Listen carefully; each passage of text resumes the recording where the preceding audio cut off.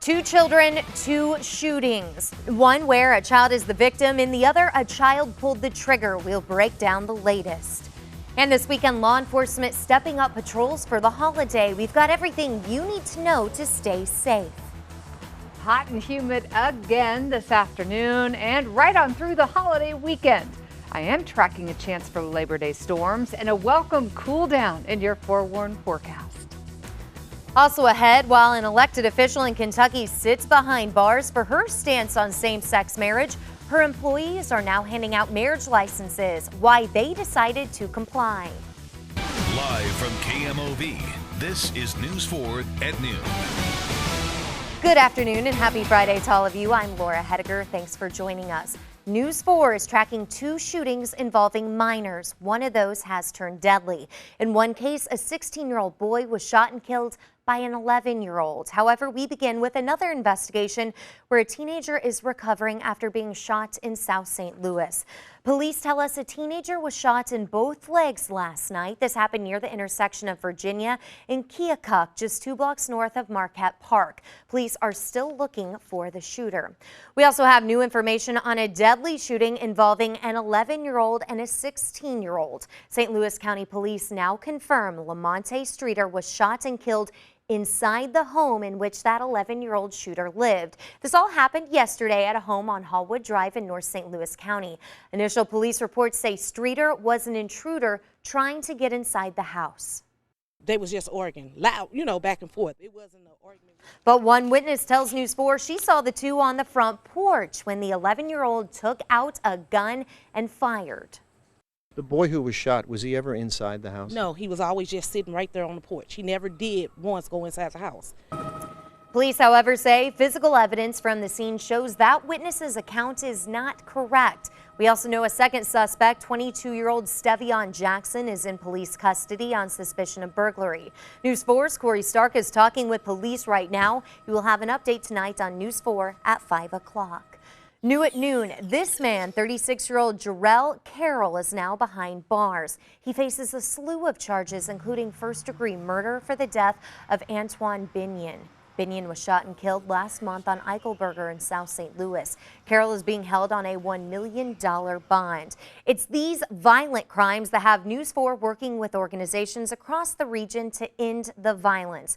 We encourage anyone with information on this case or any others to call Crime Stoppers.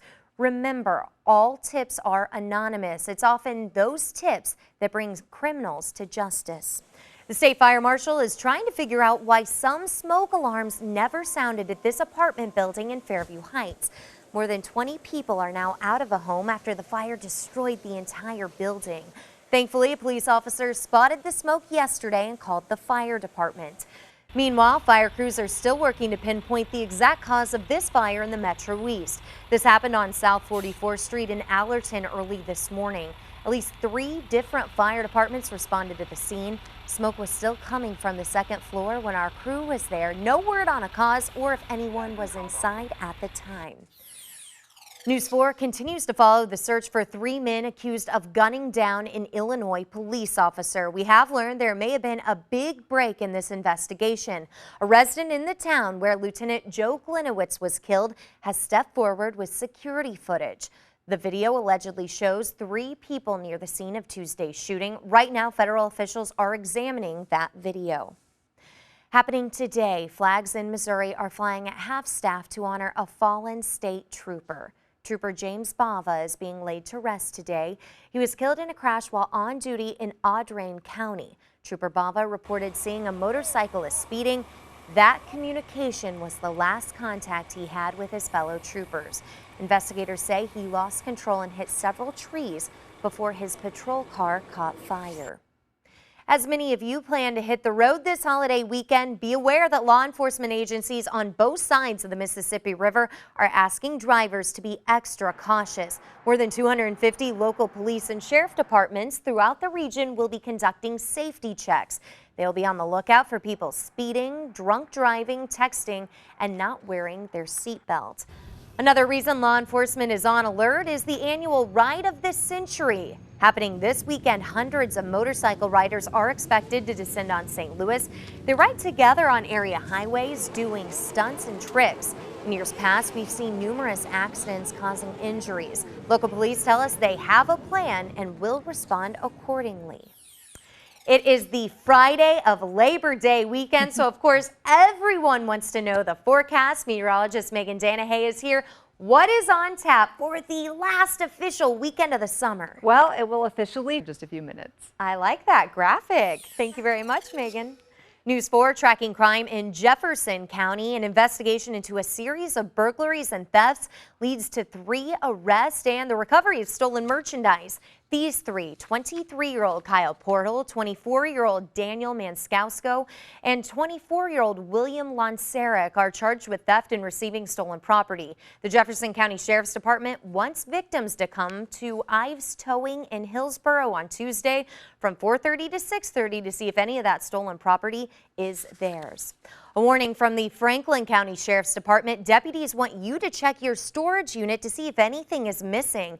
That is because deputies have recovered 3 truckloads full of stolen property. Just look at all of this.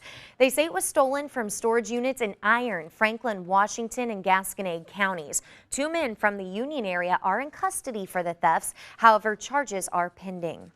Today, hundreds of people are expected to rally in support of a transgender teenager at Hillsboro High School. This all centers around a dispute as to whether 17-year-old Lila Perry should be allowed to use the girls' restroom.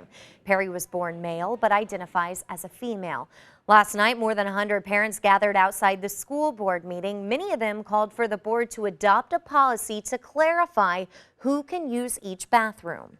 We need to emphasize that this isn't about being against anybody. Most of the people here support the individual people that are involved. They just want a policy in place so that everybody's right to privacy is honored. So far, more than 900 people have signed a petition calling for a policy change. Tonight, more than 700 people are expected to rally outside the Hillsboro football game. Our Russell Kinsall will be at that rally. Look for his reports tonight at 5 and 6 o'clock. Marriage licenses are now being issued to all couples in Rowan County, Kentucky. Deputy clerks agreed to obey a judge's order and issue licenses to same-sex couples. Meanwhile, the county clerk, Kim Davis, remains in jail for contempt. That is because she refused to issue any marriage licenses in the county. Jamie Yukis has the latest from Moorhead, Kentucky. News 4 always watches out for your health, and if you live near the Westlake landfill, we've got shocking new details about an underground fire. Should you be concerned? Plus, a day after the Department of Justice releases its report on Ferguson, we're learning more about what they found out and how local leaders are responding. Watching out for you. The Justice Department released its report on Ferguson just about 24 hours ago. Already, police departments across the country are learning important lessons from it. The DOJ conducted more than 160 confidential interviews for its report. Investigators spoke with everyone from high-ranking law enforcement officials to officers who stood face-to-face with demonstrators. The report focuses on Ferguson Police, the Missouri Highway Patrol, St. Louis County Police, and St. Louis City Police. We welcome the scrutiny. We welcome the suggestions. There's no easy answers to some of these things, and especially when you have instances where there's high emotions. The DOJ found canine units were used improperly for crowd control. Armored vehicles antagonized the crowds, and law enforcement agencies suffered as a result of poor communication. We do have a link to the complete report on our website, KMOV.com. We have alarming details about an underground fire at the Westlake landfill. The Attorney General released reports showing the fire has moved past the very structures installed to keep it from spreading. Nuclear waste is buried in an adjacent landfill. The report indicates that the landfill's owner, Republic Services, could have prevented this from happening. Still to come on News 4 at noon, we are learning just how many jobs were added across the United States last month. We will let you know where unemployment now stands. And Illinois lawmakers are calling out for-profit colleges, why they say these colleges unfairly target our military veterans. That's next. But first, let's take a look at today's fun fact. Due to jobs, kids, TV, the internet, and other family responsibilities, we want to know, how long does the average married couple spend alone together every day? The rather surprising answer is coming up a little later, only on News 4 at noon. Illinois Senator Dick Durbin is calling for an expanded investigation into for-profit colleges. Last year, News 4 told you about federal and state investigations of the universities. Now, Senator Durbin says the colleges unfairly target military veterans in order to get taxpayer dollars. The universities receiving the most money under the GI Bill include ITT, University of Phoenix, and DeVry. Durbin says it costs a student about $14,000 a year to go to a for-profit school. Public universities are about half that. New at noon, the U.S. Labor Department has announced that U.S. employers added nearly 175,000 jobs last month. That is right on target with early expectations. With these numbers, the unemployment rate drops to 5.1%. That is the lowest it's been in 7 years. Happening today, the Pittsburgh Pirates and our St. Louis Cardinals will start a weekend series. The Cardinals were off yesterday while the Bucks fell to the Brewers last night. So our Redbirds enter tonight's game with a 6.5 game lead in first place. Carlos Martinez returns to action tonight. First pitch, 7:15. And in the land of Lincoln, my Fighting Illini open their season tonight in Champaign. It's already been a rough start to the season this year. Head coach Tim Beckman was fired 1 week ago amid allegations of player mistreatment. But the show must go on. Kickoff against Kent State is scheduled for 8 o'clock tonight. All right, time now to look outside with our first Cloverleaf Bank Eye on St. Louis camera. This is looking west down Market Street in just a beautiful downtown St. Louis. Beautiful if you can view it from air conditioning next weekend. Where did summer go? Well, it wasn't here for the end of August. We kind of skipped. And then it came Yeah. back for a little bit. And I don't know. I can't believe we're looking at Labor Day weekend. I know. Wild. Well, we will be right back with the answer to the fun fact. This is a really good one. Ooh, it's a Props to- shocker. Yes, props to producer Alex for coming up with this. Due to jobs, kids, TV, the internet, and other family responsibilities, how long does the average married couple spend alone but together every day? That answer is next, only on News 4 at noon. A Canadian couple is celebrating quite an impressive wedding anniversary this week. They've been in love for close to a century and they are still going strong. Go ahead, meet Diana and Willie Robichaud.